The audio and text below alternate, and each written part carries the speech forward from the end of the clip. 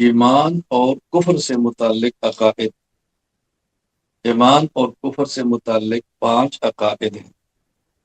Number 1، ایمان رسول اکرم صلی اللہ علیہ وسلم کی لائی ہوئی تمام چیزوں کو صدقے دل سے ماننے کا نام ہے۔ جو چیزیں رسول اکرم صلی اللہ علیہ وسلم تفصیل کے ساتھ بیان فرما گئے ان کو تفصیل کے ساتھ ماننا ایمان ہے، اور جن کو آپ اجمال کے ساتھ بیان فرما گئے ہیں ان کو اجمال کے ساتھ ماننا ایمان ہے۔ رسول اکرم صلی اللہ علیہ وسلم کی لائی ہوئی ہر چیز کو ماننے کا نام ایمان ہے۔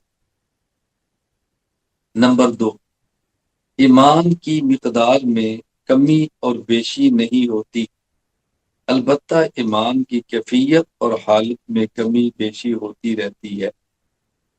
یعنی ایمان نہ کم ہوتا ہے نہ زیادہ ہوتا ہے، ہاں البتہ ایمان کی کیفیت کبھی کم ہوتی ہے اور کبھی زیادہ ہوتی ہے۔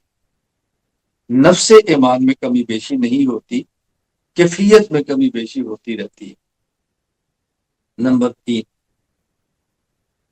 کفر ضروریات دین میں سے کسی ایک کے انکار کرنے کا نام ہے۔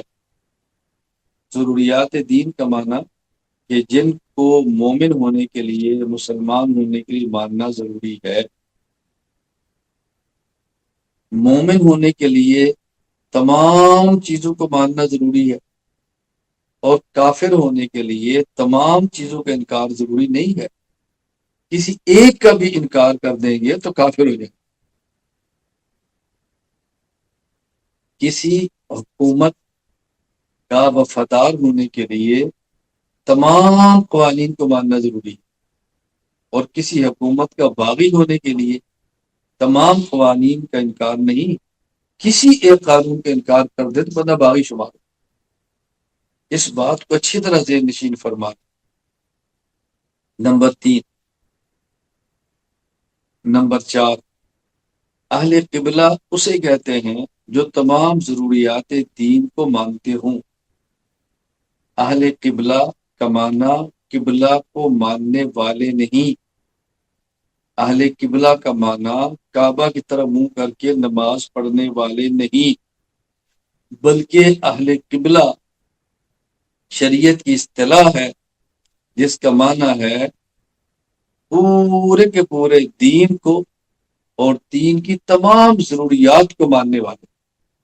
اگر کسی شخص نے جن چیزوں کو مسلمان ہونے کے لیے ماننا ضروری ہے کسی ایک چیز کا بھی انکار کر دیا وہ اہل قبلہ نہیں ہوگا۔ نمبر 5، اہل قبلہ میں سے کسی کو کسی گناہ کی وجہ سے کافر کہنا درست نہیں۔ جو شخص مسلمان ہو اور جو شخص مومن ہو اس سے چھوٹا گناہ بھی ہو سکتا ہے، بڑا گناہ بھی ہو سکتا ہے۔ گناہگار مسلمان کو گناہگار تو کہہ سکتے ہیں، لیکن گناہ کی وجہ سے کسی مسلمان کو کافر نہیں کہہ سکتے۔